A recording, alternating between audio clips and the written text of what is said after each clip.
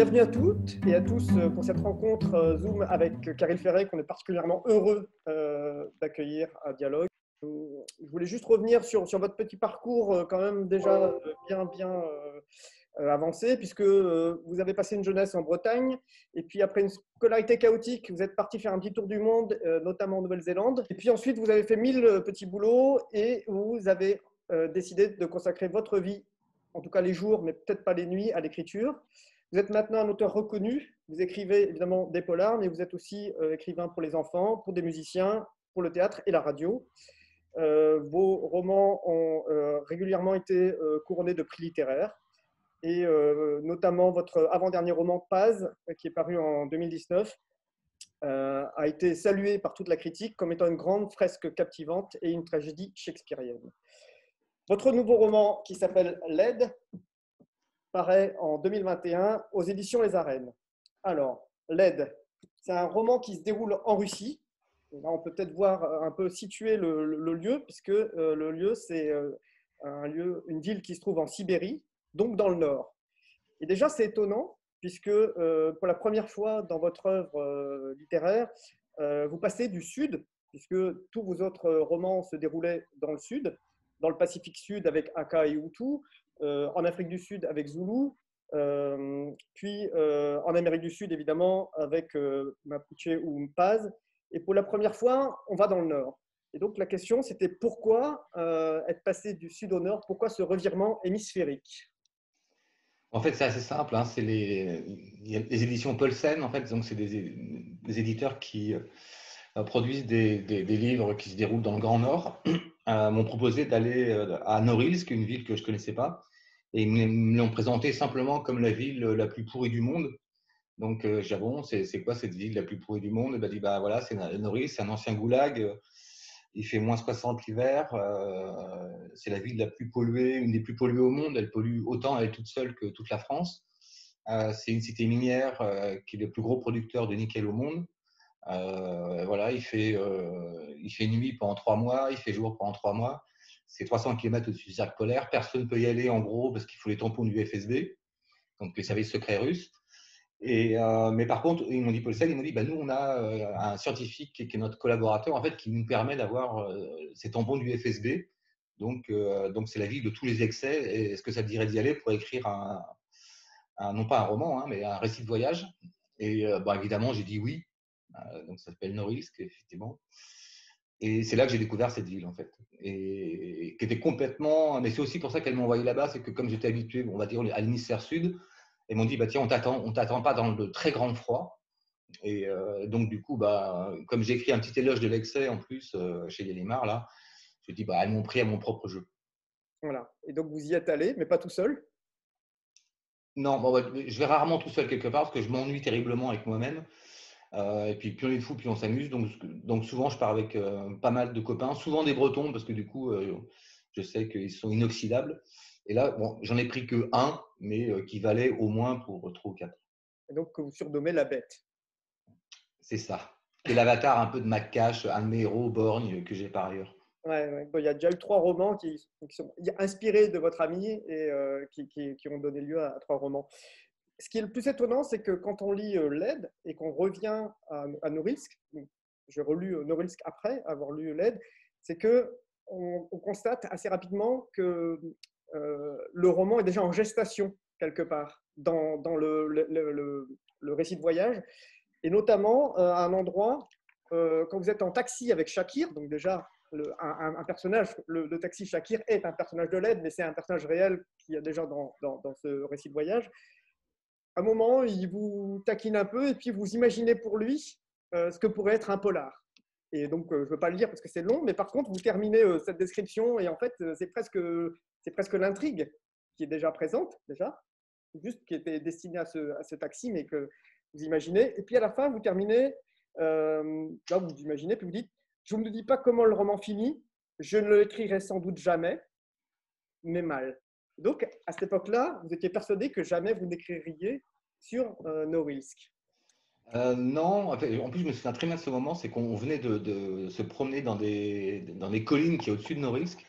Et il y avait des voitures qui étaient ensevelies sous la neige, mais visiblement depuis longtemps, parce qu'en fait, il fait tellement froid là-bas, enfin, c'est tellement en dehors de tout que quand ta voiture elle marche plus, ce qui arrive souvent avec des températures extrêmes, bah, il la laisse où elle est, en fait. Il la laisse pourrir, en fait. Et on voyait des vestiges de voitures vraiment couverts de neige. Et je me disais, tiens, s'il y avait un cadavre là, il serait gelé, mais jusqu'à la fin des jours. En fait, personne ne le retrouverait jamais. Donc là, je commençais à inventer une histoire, mais un peu pour amuser mes copains, mes copines qui étaient là. Mais je ne pensais pas du tout à l'époque. J'étais tellement. Bon, déjà, c'était un récit de voyage. Excusez-moi, j'ai la police qui passe en bas de chez moi. Le FSB qui vient vous chercher.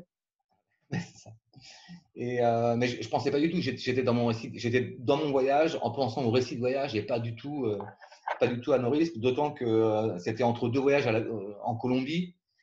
Donc bon, mon esprit était en Colombie, mais c'est plus tard en fait quand j'ai fini mon roman colombien et que je me suis rendu compte en fait que ces gens à nos risques me manquaient. Et j'ai réalisé, mais il m'a fallu au moins un an en fait avant de réaliser que, ou 6 mois en tout cas, que j'avais une matière assez extraordinaire, en tout cas hors du commun, pour pouvoir écrire un polar. D'accord. On peut peut-être déjà montrer que les cartes, je ne sais pas si on les a vues, mais donc on voit où se trouve Norilsk. Donc on se rend compte que Norilsk, c'est plus loin que Paris, de Moscou.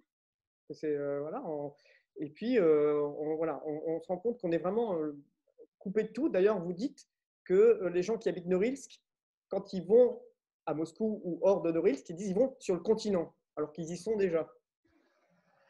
C'est une péninsule en fait. On ne se rend pas compte parce qu'elle est complètement prise dans la glace. Mais pour eux, ils se sentent complètement isolés. À 1000 km à ronde, il n'y a rien autour d'eux. C'est vraiment que la toundra et la glace. Et il n'y a pas de route, il n'y a pas de chemin de fer. En fait, le seul moyen d'y accéder, c'est par avion, quand il n'y a pas de tempête, ou 2 mois de l'année par le port de Dodinka, qui est vraiment l'ouverture sur la mer, et le fleuve Yenisei, qui lui est dégelé aussi 2 mois de l'année. Là, il y a quelques vieux bateaux qui peuvent remonter jusqu'à Norilsk, mais voilà, la ville elle est ouverte pendant 2 mois de l'année, et le reste du temps, c'est fermé. D'accord, donc ce qui donne lieu à un huis clos quelque part. On est enfermé et donc toute votre intrigue va se dérouler en huis clos à Norilsk et un petit peu en dehors, mais c'est on verra tout à l'heure avec les nénettes. Ce qui m'a aussi intéressé, c'est que je me suis dit que Norilsk en soi était un personnage de votre roman. Oui, complètement. En fait, c'est une ville qui ressemble à Les aucune images, autre, enfin, pour 1000 raisons, en fait, quoi. Et surtout son isolement total, et surtout un isolement vraiment dans le grand froid. Donc, eux, ils sont confinés à vie, en fait. L'espérance de vie, là-bas, c'est de 55 ans. Et les gens vieillissent plus vite, en fait, que nous, en fait. Et c'est ça qui était étonnant. On voyait des jeunes et on leur mettait 10 ans de plus facilement, quoi. En fait. Et à 40 ans, enfin, à 30 ans, ils en paraissaient 40. Et donc, enfin, moi, je trouve que c'est un lieu à la fois qui est d'une laideur terrible, parce que c'est vraiment des immeubles staliniens, vraiment à l'ancienne, mais au bout de 24 heures, j'adorais cette ville, en fait, quoi. Elle est on à va la voir fois. quelques images de la ville. Donc là, c'est une vue globale de la ville avec la fameuse avenue stalinienne, c'est ça? Elle s'appelle Lénine, mais c'était sous Staline, quoi. Ouais. Et on voit déjà à l'arrière-plan, alors on peut voir les autres images, après il y a quelques images pour que les gens comprennent bien, ceux qui n'ont pas vu. Alors là, on a à peu près tout, là, à la fois l'aspect religieux au premier plan, l'usine à l'arrière-plan. Alors après, on va voir juste en dessous, on va voir les fameuses barres d'immeubles. Alors là, c'est très étonnant parce qu'il y a beaucoup de scènes qui se déroulent sur le toit. Et là, on voit ce monsieur qui bronze sur le toit et avec à l'arrière-plan comment dire, l'usine, quoi. Ce qui est aussi étonnant, donc on voit que la ville est un personnage, et en fait, je me suis dit qu'il y avait comme une espèce d'effet matrioshka ou un principe de matrioshka, puisqu'on a un personnage principal qui est pas principal, l'axe, qui est la ville, mais à l'intérieur, on va avoir d'autres personnages qui sont non pas des humains, mais des lieux. La mine, qui rappelle Zola évidemment, qui est décrite, et qui est la vie à la mine, même si vous n'avez pas pu y accéder. On a vraiment l'impression aussi que c'est un personnage qui vit quand vous le décrivez. Donc 70% de la population travaille pour la mine, parce qu'en fait, c'est le seul but qu'il y a dans cette ville, c'est l'exploitation minière, en fait, hein. Donc tout tourne autour de la ville. Euh, la radio appartient à la mine, enfin tout appartient à Norilsk Nickel, hein, qui est le conglomérat à qui appartient les mines. Et, et en fait, voilà, enfin, ouais, c'est un personnage parce qu'en fait, tout le monde passe par la mine. Il n'y a pas de. Alors, il y a quelques personnes qui bossent dans des restaurants, des choses comme ça, mais c'est vraiment ultra minoritaire. Le seul objet de cette ville, c'est la mine. Et si le jour où Norilsk Nickel trouvera que c'est pas assez rentable parce qu'ils ont épuisé les fonds, ils partiront et tout le monde partira. Personne n'a aucune raison de rester dans une ville aussi dure, sachant qu'ils sont coupés de tout. Et moi, ce que j'ai trouvé touchant avec les mineurs, les jeunes mineurs que j'ai rencontrés, c'est qu'ils sont tous, enfin tous ceux que j'ai rencontrés, en tout cas, ils avaient tous une passion. Artistique. Qu'ils soient musiciens, qu'ils soient poètes, qu'ils soient photographes, ils faisaient tous autre chose à côté, par rapport à côté de la mine. Euh, et je leur disais, mais pourquoi tu veux pas être photographe, par exemple? Ils me disaient, mais de toute façon, je peux pas exposer. Il y a 200 000 personnes en tout dans Norilsk et alentour. Euh, enfin, je peux pas gagner d'argent avec, quoi. Si j'étais photographe, je serais photographe de mariage. Et mais bon, c'est pas la même chose, quoi, en fait. Et D'accord. pareil pour la musique, pareil pour tous. C'est-à-dire qu'ils étaient tous, ils exerçaient tous un art et tous très, très, très près de tout ça. Mais par contre, ils le font gratuitement, sans aucun espoir de pouvoir en vivre, ou en faire leur métier en tout cas. Il y a une question dans le chat de Fabienne, je ne sais pas si vous l'avez vu, qui s'installe à Norilsk pour le travail ou bien les gens qui y vivent sont nés là? Si je comprends bien, c'est une ville sous la coupe d'une entreprise minière. Oui, en fait, au départ, c'est un goulag. Donc, en fait, les gens qui ont construit cette ville et la mine, en fait, c'est des prisonniers, enfin, qu'on appelle les zèques. Donc, des prisonniers qui souvent étaient innocents, hein. Enfin, vous connaissez l'histoire des goulags. Et jusqu'au soulèvement, en fait, bon, pendant très longtemps, il y avait juste les prisonniers et leurs gardiens. Donc, c'était les seuls qui allaient sur place. Et à la mort de Staline, le goulag s'est libéré. Et sauf que les gens qui avaient grandi et survécu au goulag, ils avaient nulle part où aller. En fait, souvent, ils avaient perdu leur famille. Et souvent, ils avaient surtout aucun moyen de pouvoir payer un avion pour pouvoir aller quelque part. Et en plus, ils ne savaient même pas où, souvent. Et donc, en fait, l'énorme majorité sont restés sur place, y compris il y avait des prisonniers qui venaient de Corée, par exemple. Des Français, Comment? un Français. Ah ben, il y a peut-être quelques Français aussi. Alors, j'ai Jacques pas eu de. Rossi. Jacques Rossi a écrit plusieurs romans enfin, plusieurs témoignages de son passage à Norilsk. Ah ouais, ah ben excellent, je n'étais pas au courant. Et en tout cas, ils se sont retrouvés avec leur bourreau, enfin, c'est ça qui est terrible, quoi, à vivre dans la même ville, enfin, leur bourreau d'hier. Et après, dans les années 60 et 70, il y a les Komsomol donc, qui sont arrivés, donc c'était un peu des militants, enfin des travailleurs russes, et pour les attirer dans le Grand Nord, à Norilsk, on leur a dit là-bas, vous serez mieux payés, il y a tout ce qu'il faut, il y a surtout, vous mangerez mieux que dans le reste du pays parce que comme il fait froid, vous aurez des produits que vous ne trouverez pas dans le reste de la Russie. Enfin, bon, ils ont essayé en fait d'attirer le maximum de gens pour travailler à la mine, puisqu'il n'y avait plus les prisonniers qui ne coûtaient rien. Et donc les gens se sont installés là-bas, quoi. Et ils ont grandi là-bas. Et la seule ouverture qu'il y a eu, c'était à partir des années 90, quand il y a eu la chute du mur. Et à ce moment-là, ils se sont dit, bon, on a quand même besoin de main-d'œuvre, donc on va ouvrir au reste des populations. Alors souvent, c'est des gens d'Ouzbékistan, enfin, toutes les régions asiatiques, entre guillemets, de Russie. Donc, c'est les seules personnes qui sont venues et quelques Chinois aussi qui ont ouvert le premier restaurant chinois de Norilsk, en fait, parce que tout est vraiment très russe, quoi. Et voilà, donc c'est une population qui est quand même très, très, très, très russe, mais il y a quelques personnages comme ça qui viennent des pays asiatiques, des anciennes républiques soviétiques, mais qui sont considérés comme des Arabes, hein. Vous voyez ce que je veux dire.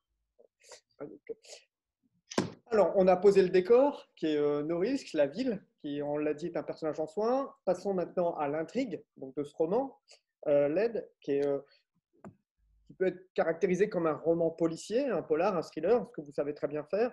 L'intrigue, elle est limpide. Je pense que vous pouvez nous l'exposer en quelques mots, l'intrigue de LED. C'est lors d'une tempête, comme il y en a de terribles par là-bas, à moins 60. Ça commence, il fait moins 60, et l'ouragan est violet. Enfin, ça, c'est des images que j'ai vues. Et il y a le toit d'une barre d'immeuble, en fait, qui est arraché par le vent. C'est véridique. Et en fait, dans les décombres, on trouve un nénètse, donc un autochtone, un éleveur de rennes congelé. Et bon, certainement mort depuis longtemps parce que personne se promène évidemment à moins 60 sur un toit d'immeuble. Et donc, il y a un flic qui lui-même a été banni de Irkoutsk parce qu'il est un peu trop honnête, sachant la corruption endémique vraiment en Russie. Et lui se retrouve à enquêter sur ce nénètse dont tout le monde se fiche un petit peu parce que les éleveurs de rennes, enfin, Poutine s'en fout hein, pour aller vite. Et donc les autorités aussi, les services de sécurité aussi. Donc voilà, c'est un flic qui est un peu banni, qui est un peu mis à l'écart et qui va remonter la piste et qui va passer, évidemment, qui va me permettre, moi, de découvrir, enfin de faire découvrir plutôt des tas de personnages qui parlent de la ville et qui parlent de la Russie. Ouais.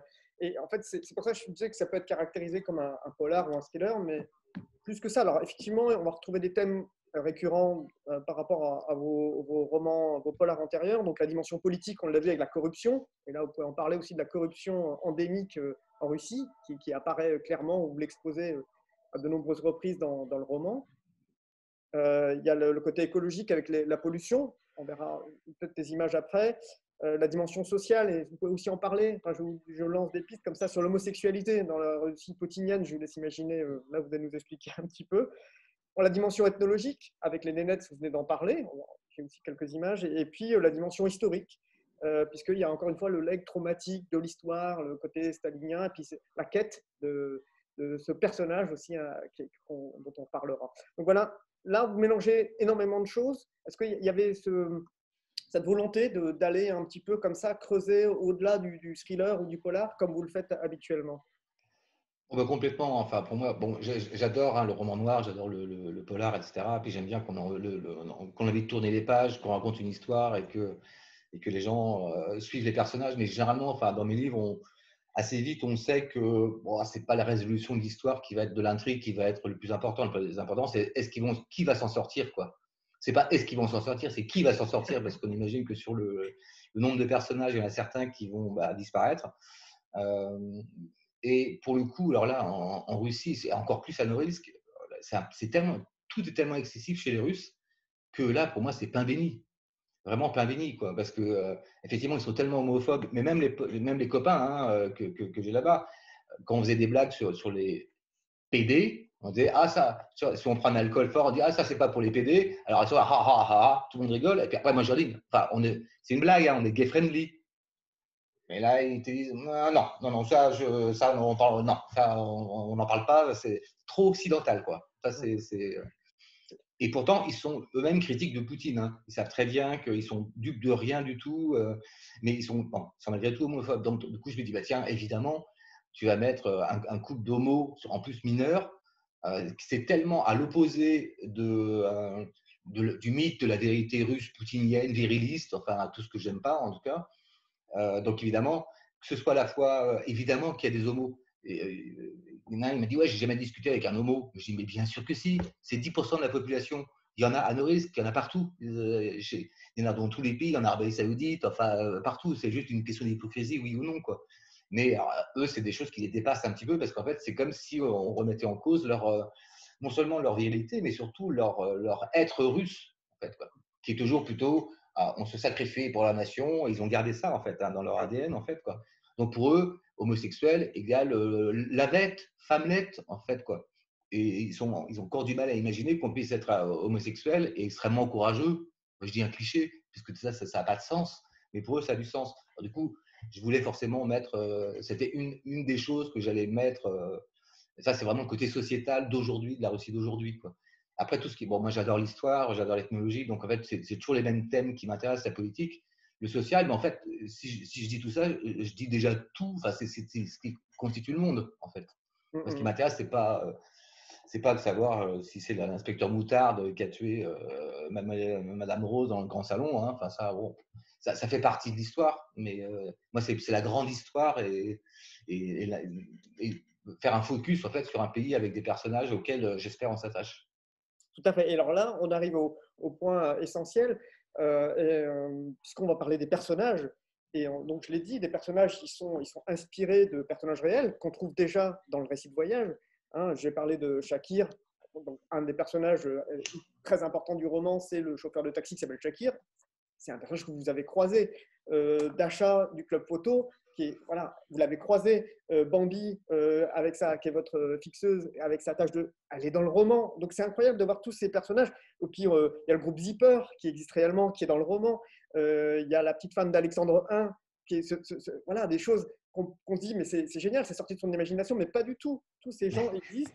L'histoire de Léo et de sa jambe cassée, c'est vraiment arrivé, alors que ça arrive à un des personnages. Voilà, il y a plein de choses comme ça. Qu'est-ce qui a fait que vous avez pris cette matière première réelle et que vous l'avez intégrée complètement dans le roman? Bah, de toute façon, la réalité dépasse toujours la fiction, hein. Et à Norilsk, tout ça est multiplié par 100, en fait, vraiment, quoi. Et tous les gens que j'ai rencontrés, ils avaient tous des histoires incroyables. Mais ça a l'air assez commun, en fait, chez eux, enfin, dans la situation dans laquelle ils vivent. Donc, évidemment, il y a cette toute petite femme, lilliputienne, je dis, bah, tiens, personnage de roman, la petite tache qu'avait Bambi sur son truc, c'est moi qui l'ai inventé, hein, toute l'histoire qu'il y a autour de la tâche, qui est, bon, Oui, oui. Mais je le ne personnage vais avec pas la tête. révéler les trucs. Shakir, c'était notre. On s'est battu, enfin, il s'est battu pour nous prendre dans son taxi. Et du coup, comme il s'est battu, il voulait plus nous perdre. En fait, il savait qu'on était là une semaine. Il dit, ah non, mais eux, là, je les garde. Et du coup, il est devenu, alors que c'est vraiment l'ours au départ, on disait, mais quel brute, quoi. Vraiment, on était mort de rire. Puis au bout d'un moment, mais ça, c'est tellement russe, en fait. Moi, je découvrais, hein. Vraiment, j'avais jamais mis les pieds en Russie, hein. Mais toi, il est comme ça, et tu dis, ben, celui-là, c'est vraiment c'est l'ours, en fait, quoi. Et puis, hop, tu roules une clope et direct, il n'a jamais vu de tabac comme ça. Tiens, c'est du tabac américain. Je dis, oui, c'est américain. Alors, à la fois, il déteste l'Amérique, mais il adore, hein. Il a dit, ah, je peux goûter, je peux goûter. Et là, je dis, bah, tiens, voilà, je te roule une clope. Et là, il se met à fumer. Et là, tu es ton super copain. Tu t'es fait un super copain, c'est à la vie, à la mort, quoi. Et ça, J'adore.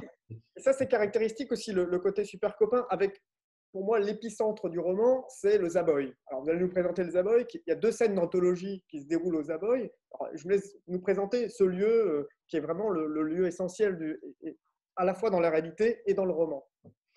Bah oui, parce qu'en fait, quand on est arrivé là-bas, en semaine, il n'y a personne le soir. En fait, tout le monde travaille à la mine et en semaine, personne ne sort. Donc, on se dit, mais comment je vais rencontrer des gens s'il n'y a personne? Et dans l'hôtel où j'étais, c'était trop pourri. Enfin, laisse tomber, c'était impossible, quoi. Et heureusement, notre fixeuse, notre petite guide, là, elle dit, ah, ben, j'ai une copine, vendredi soir, elle ouvre son bar parce qu'elle fait des travaux, je sais pas quoi. Et je leur ai dit que vous veniez, donc ils nous attendent. Bah, je dis, bah, un bistrot, enfin, je veux dire, bon, je suis breton aussi, hein, bon, je ne suis pas brestois, certes, enfin, je connais quand même le bistrot. Et je dis, c'est l'endroit, en plus, bon, pour moi, c'est the place to be, hein. Tous mes copains, mes copines, mes amours, ça a toujours été au bistrot que je les ai rencontrés, qu'il s'est passé des choses, quoi. Donc je connais. La pause, comme ça, là, je connais bien, ça fait pas vraiment partie de mon ADN. Et ce qui était quand même comique, moi, j'ai bossé dans des bars à Rennes, j'ai été barman très longtemps. Et quand on est arrivé dans ce bar, mais j'avais l'impression d'être dans le bar où je bossais 20 ans plus tôt. À Rennes. À Rennes, la même musique, les mêmes tronches, en fait. Alors, c'était des tronches de Russes, mais c'était exact. Enfin, c'était vraiment très, très proche, quoi. Et en plus, ils étaient trop mignons parce que, comme ils savaient qu'on arrivait, qu'on était français, et c'est un bar à bière, en fait, principalement, ils avaient marqué Vive la France, vive la bière. Sur une petite affichette, en fait, pour nous dire bonjour, quoi. Et puis, on a mis à peu près 7 secondes pour boire un premier verre. Et puis après, on ne s'est plus quitté. Et c'est là que j'ai rencontré absolument tout le monde, quoi. Et c'était tellement chaleureux, tellement. Moi, j'ai passé une semaine dans les bras des Russes, hein. Et c'était tellement chaleureux, tellement drôle, tellement excessif, même si la moitié ne parlait pas le français, ni l'anglais, ni rien. Bon, au bout de quelques vodkas, c'est facile de devenir copain. Mais ce lieu était vraiment le lieu où on se retrouvait tout le temps pour être avec les gens, enfin les vrais gens, en fait, quoi. Et du coup, c'est eux qui m'ont donné, ce lieu, effectivement, c'est là où on retrouve les personnages, et c'est là où les personnages que j'ai rencontrés sont extrapolés dans le roman, évidemment. Mais c'est là où ils m'ont tous raconté leurs histoires, et leurs histoires étaient tellement dingues, même si je ne savais pas à l'époque que j'allais m'en servir. Mais après, quand j'ai fait le tri, j'ai inventé quelques petites choses. Mais les 3 quarts, j'ai juste poussé un petit peu plus loin le curseur, mais c'est leur histoire à eux. histoire à eux. Et l'une d'entre elles notamment, et là on peut écouter parce qu'il y a plusieurs choses. Il y a la musique qu'on va retrouver, qui est très importante dans votre œuvre, dans votre vie aussi, je sais, mais dans votre œuvre. Et là, il y a on va nous la présenter, ce personnage qui est folle de Bowie. Et donc, pourquoi Bowie? Et je crois que c'est quelque chose que vous avez déjà traduit auparavant, vous êtes revenu dessus. Pourquoi est-ce que Bowie est si important et dans le roman et dans votre vie à ce moment-là? Moi, j'ai grandi avec Bowie. De ma génération, en tout cas, il plaisait. C'est la seule personne qu'on soit garçon ou fille, petit, grand, enfin, tout le monde aimait Bowie, vraiment, déjà, en fait. Parce qu'il réunissait tout le monde, en fait. Et puis en plus, comme il était androgyne, il était aussi bisexuel, enfin, il était avant tout le monde, il était avant tout le monde, en fait, quoi. Donc pour moi, c'était un modèle, et puis en plus très curieux, changeant de personnage, changeant de musique, changeant d'univers, changeant de fringues, changeant de créateur, changeant de tout, en fait, à chaque fois. C'est le vecteur du changement permanent, en fait, et du mouvement surtout, quoi. Du mouvement qu'il imprime à la vie, quoi. Alors moi, bon, comme modèle, pour moi, il n'y avait pas mieux, en fait, quoi. Et d'ailleurs, j'ai commencé à écrire vers 16-17 ans en écoutant Bowie, en traduisant les paroles de Bowie, parce que je ne comprenais pas grand-chose, en fait. Et donc, j'ai appris à la fois l'anglais un peu avec Bowie, et surtout, ça mettait les paroles, comme il prenait des procédés de cut, en fait, donc ils écrivaient des phrases, puis ils les mélangeaient, puis après, il les mettait bout à bout, donc ça faisait c'était un peu surréaliste, en fait, c'était des techniques qu'il avait. Un peu de la poésie aussi, quelque part. Voilà, qu'il avait emprunté à des moments artistiques. Et du coup, en traduisant ça, ça faisait des textes tellement étranges que du coup, ça me faisait trop triper, en fait. Et du coup, je me mettais à écrire là-dessus, quoi. Quand j'étais ado, j'ai commencé à écrire un peu sous l'influence de Bowie, en fait. Et quand il est mort, 30 ou 40 ans plus tard, je m'en suis toujours pas remis. Hein. Pour moi, il s'est passé. Voilà, il y a avant et après, en fait. Et du coup, c'était un peu non seulement un hommage à Bowie, parce qu'il me manque aussi. Et j'ai retraduit les paroles, parce que les traductions que j'ai trouvées sur Internet, elles ne me plaisaient pas, en fait. Donc, j'ai moi-même retraduit les textes de Bowie en français et pas en anglais, parce que souvent, quand on met des textes en anglais dans un roman, moi, je les passe. Hein. Je ne suis pas là pour lire de l'anglais, je n'ai pas envie de traduire, etc. Tandis qu'en français, des textes traduits en français, ça change, en fait. C'est un peu… tu vois bien que ce n'est pas de la poésie, parce que c'est écrit de manière un peu étrange, mais tu t'en penses ce que tu veux. Donc, moi, ça me faisait triper aussi. Et Dasha qui est costumière, pour elle, Norilsk, bon, c'est tellement, c'est pas la cité de la mode, hein, vous avez bien compris. Et donc elle fait venir toutes ces étoffes par avion, et puis c'est elle qui confectionne ses habits uniques au monde parce que c'est les siens, et des habits un peu en hommage à Bowie. Donc évidemment assez, moi je trouve ça chouette, quoi. Un peu fou. Donc c'était le petit hommage d'Asha, donc la costumière, qui est un personnage du roman et pas un personnage réel pour le coup, enfin, qui est inspiré d'un personnage réel, mais qui voilà le côté costumière, etc. C'est quelque chose que vous avez inventé pour le roman. Ce qui est étonnant, c'est qu'on parle de Bowie, de style, etc. Et j'ai eu quand même l'impression avec l'aide qu'il y avait une évolution de votre style, une véritable évolution. Et je me suis demandé si le fait que le roman se déroule dans le froid, dans la glace, donc glace, LED, c'est glace en russe, hein, le côté enfermement n'avait pas eu une incidence sur votre écriture qui est moins nerveuse, moins explosive, comme si elle prenait plus son temps parce que, voilà, on est dans la neige, on est dans le froid. Est-ce que ça a eu une incidence, le fait que le lieu et le contexte dans votre écriture? C'est sûr, ouais. Mais surtout, ce qui change par rapport aux autres, c'est que dans les autres romans, alors encore plus un contraste par rapport à Paz, le dernier qui se passe en Colombie, qui est vraiment, j'avais pas forcément envie de faire un thriller politique sanglant, mais la Colombie s'est imposée en fait ce mode d'écriture parce que, voilà, c'est ce que j'avais ressenti en Colombie, c'est ce que j'ai vu en Colombie. Et c'est tellement hyper violent ce pays, avec une histoire tellement violente, que c'était impossible d'inventer des personnages doux rêveurs. C'était absolument impossible, quoi. Et par contre, ça m'a obligé à écrire de manière très nerveuse, parce que c'était vraiment un thriller politique, quoi. Alors que là, dans l'aide, en fait, c'est pas un bouquin qui est très violent, hein, en fait, du tout. Non. Il Il y a n'y très a peu pas de de, morts. Très peu de morts. il y a pas de bagarre, il n'y a pas qu'il y a quelques coups de feu à la fin, mais autrement il y a zéro. Enfin, c'est pas l'antipase, parce que c'est pas contre l'autre. Un petit C'est peu quand même. complètement autre chose, quoi. Ouais, c'est un autre style, c'est quelque chose qui j'ai envie de dire, qui prend de l'ampleur quelque part. Et il y a En tout plus cas, de… ces personnages m'ont laissé la place, en fait, pour écrire autre chose que, je sais pas, des scènes violentes ou en tout cas des histoires violentes avec des personnages très en tension. Tony Class, c'était des personnages qui étaient l'extrapolation de mes amis, enfin en tout cas des gens que j'ai rencontrés là-bas. Et il y a beaucoup plus de tendresse, en fait. Enfin, la différence, c'est que dans Paz, j'ai très peu de tendresse pour les personnages. Je me sens, enfin, j'ai envie de les défendre d'une autre manière, mais j'ai pas d'amour et de tendresse. Et là, j'ai eu la chance, en fait, de rencontrer des gens pour lesquels j'éprouve toujours une tendresse folle. Et l'hommage enfin, que je pouvais leur rendre, c'était de les décrire de manière la plus humaine possible, dans des problématiques lourdes, hein, parce qu'ils ont une vie difficile. Mais c'est un contraste et qui laisse aussi la place à la poésie, à des choses Lyrisme. enfin, moi, qui me sont chères. En fait, moi, voilà, les deux mots qui me viennent à l'esprit, c'est le lyrisme et la poésie. Je vais juste lire un petit extrait pour donner un peu la tonalité. Je ne peux pas dire qui parle parce que les gens le comprendront au cours du roman. Les faubourgs déglingués, les ruines sidérurgiques, les monstres de fer totems sous le froid, il a traversé un premier no man's land avant d'en trouver un second, quasi vide, mais à couvert.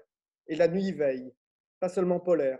Presque aucune lumière, des géants durs figés sur son chemin, il s'est fondu dans la masse pour explorer le nouveau territoire. Il s'est glissé le long des corridors, ombre grise progressant, comme si chaque pas le brûlait, avant de trouver un abri. Il ne sait pas trop s'il y fera long feu, mais les murs calment le vent. Voilà, on voit l'écriture, elle est là, lyrique et poétique. Et ça, c'est voilà, c'est beau. Je veux dire, on a quelque chose qui, à mon avis, a été nourri de la tendresse que vous éprouvez pour les gens et pour la ville de Norilsk. Est-ce que je me trompe? Ah non, pas du tout.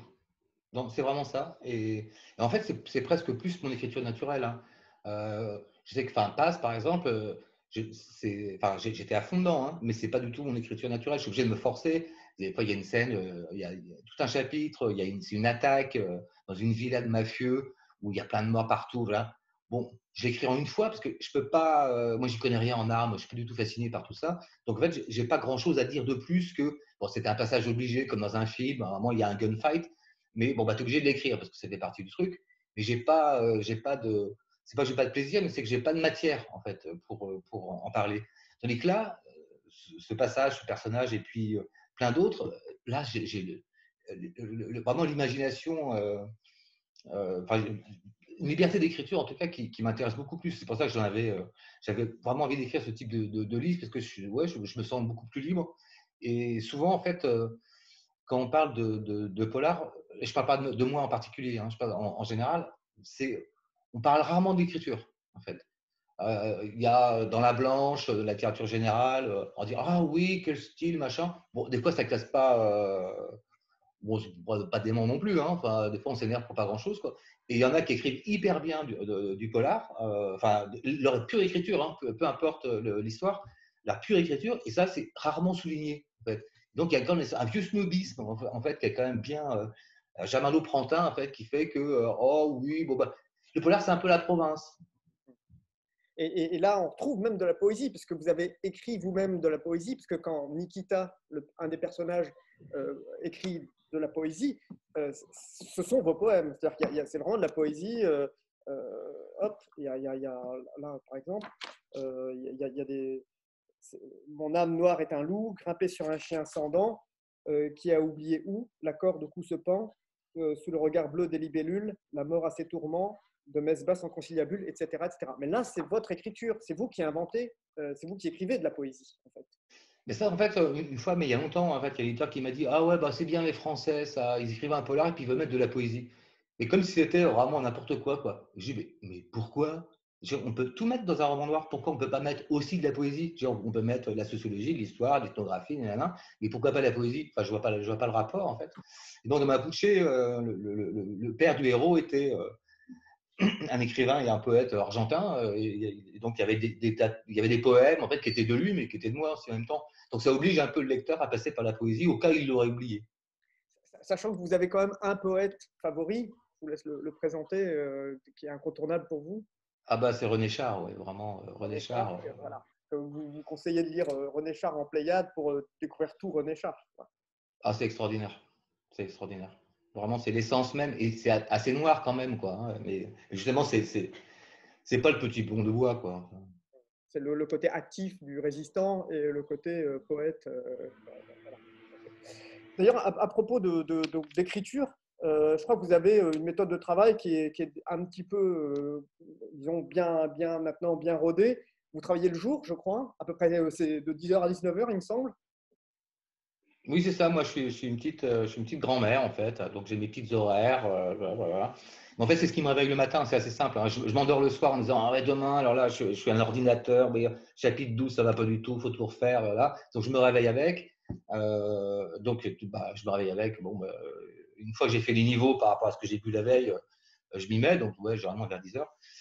Et jusqu'à l'heure de l'apéro, en fait, en gros, quoi. Et bah, parce qu'en fait, c'est ce que j'aime, en fait, toute la journée. Enfin, le temps est complètement différent quand on écrit, hein. Certains d'entre vous écrivent peut-être, bah, vous écrivez 1 heure, vous avez l'impression qu'il s'est passé 5 minutes.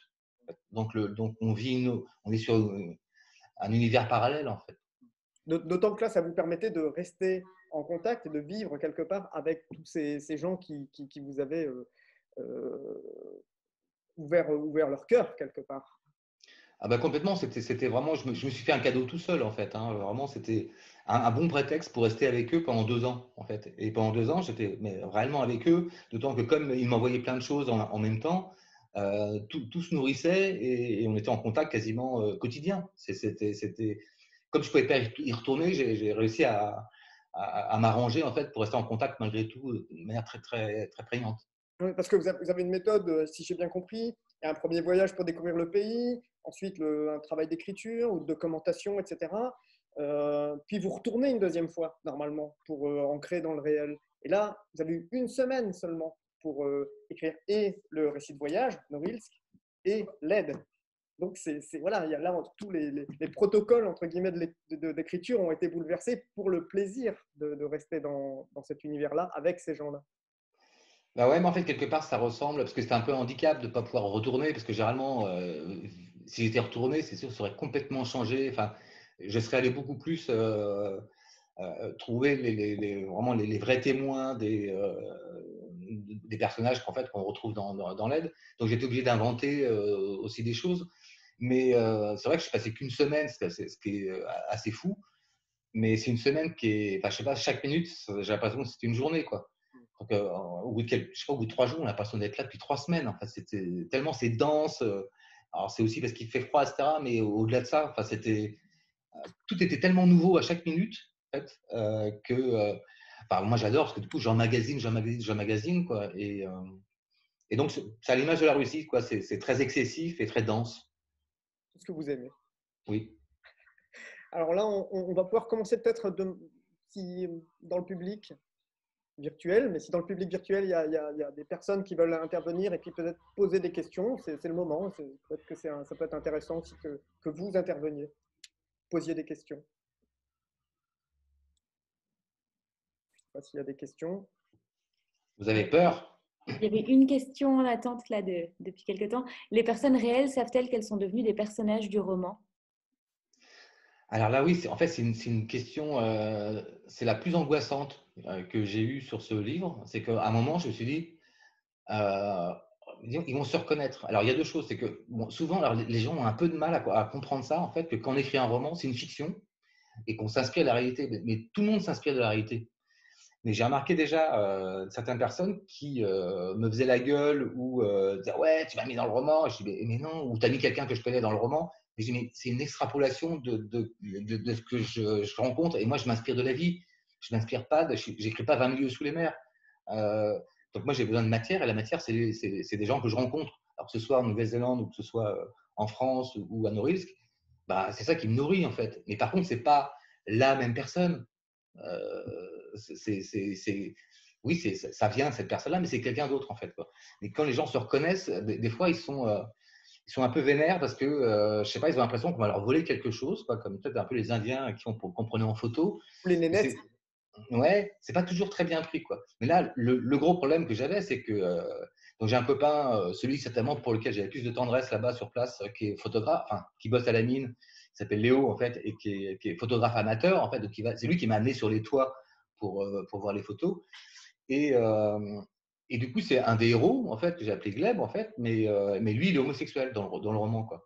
Et là, je dis, ah ouais, mais là, attention, là, parce que Léo, tu peux bousiller sa vie, réellement, sa vraie vie, parce que sachant qu'ils vont traduire le bouquin, le roman, ils vont se dire, quoi, Léo, c'est un PD. Et là, il peut se faire ostraciser dans sa ville, parce que PD, c'est vraiment l'insulte suprême. Et dire, oui, il a fait de toi un PD, mais tu ne serais pas un peu PD. Voilà. Donc, je dis, oh, il faut absolument que je bousille pas sa vie, parce qu'eux, ils vont reconnaître tout de suite Léo, hein, ça c'est sûr, même si j'ai changé son prénom. Et ils me dire, ah bah oui, c'est lui qui va sur les toits, qui est photographe, qui bosse à la mine. Enfin bon, ils connaissent son histoire, évidemment. Donc, c'est pour ça qu'à la fin du livre, j'ai mis un petit mot disant que c'était un voyage qui était très émouvant, mais que j'ai rencontré les mineurs, mais qu'aucun n'était homosexuel, mais que j'avais pris ce thème-là pour des histoires de tolérance. Et jamais j'aurais écrit ça si j'avais pas, s'il n'y avait pas eu Léo, le vrai Léo. En fait, c'est juste pour lui et surtout ses copains et tous les gens que je connais, dire ok, c'est de la fiction. Personne, rassurez-vous, vous n'étiez pas homosexuel, vous n'êtes toujours pas homosexuel, et Léo ne l'est pas en fait. Hein, donc parce que ça peut bousiller sa vie, en fait, effectivement. Quoi. Donc, c'est sûr qu'ils vont se reconnaître, ça, c'est sûr. Certains, ils ont commencé à le traduire. Donc, Et ils le traduisent eux-mêmes, évidemment. ils les traduisent eux-mêmes, ouais. Ouais. Le premier Norris, je crois qu'il l'avait traduit plus ou moins avec des moteurs de recherche. Alors que là, il me semble qu'il y a un d'entre eux qui s'est mis au français pour pouvoir traduire l'aide, c'est ça? C'est quand même trop mignon, vraiment, quoi. Ils ont réussi à trouver une prof de français à Norilsk. Vraiment, je ne sais pas d'où elle sort. En fait, bah, c'est peut-être la descendante de quelqu'un d'un goulag, parce qu'il n'y a, il y a pas de français là-bas. Hein. Elle n'est pas française, hein, mais elle parle français en tout cas. Et donc, mais ça montre aussi leur implication, parce que ce qui est hyper touchant aussi, c'est que ils savent bien qu'ils sont complètement perdus au nord au nord de la Russie. Alors les Russes, ils connaissent le nom de cette ville, mais voilà, le nom, personne, autant vous dire qu'il n'y a pas de tourisme à Norilsk. Les Russes, personne n'y va. Enfin, il n'y a aucune raison d'y aller, entre guillemets. Donc ils savent très bien qu'ils sont perdus. Et là, le fait qu'un écrivain français vienne, non seulement on rigole ensemble, ils n'avaient jamais vu d'étrangers de leur vie, hein, de leur vie. Enfin, c'est assez. Donc, alors, un Français plus un borgne qui arrive là-bas, je me dis, mais c'est quoi cela et le fait de tous les clichés que la télé russe et Poutine peut dire des Occidentaux, eux, non seulement ils ne sont pas dupes, mais en plus, on expliquait, enfin, à notre contact, ils voyaient bien qu'effectivement, ils n'avaient pas tort de se méfier des discours de Poutine et compagnie. C'est que tout ça, c'est la connerie. Et que bah, on peut être tous frères et sœurs pour peu qu'on ait la même sensibilité ou la même envie de rire ou le même humour, etc. Et on était, ouais, c'est ça qui était émouvant.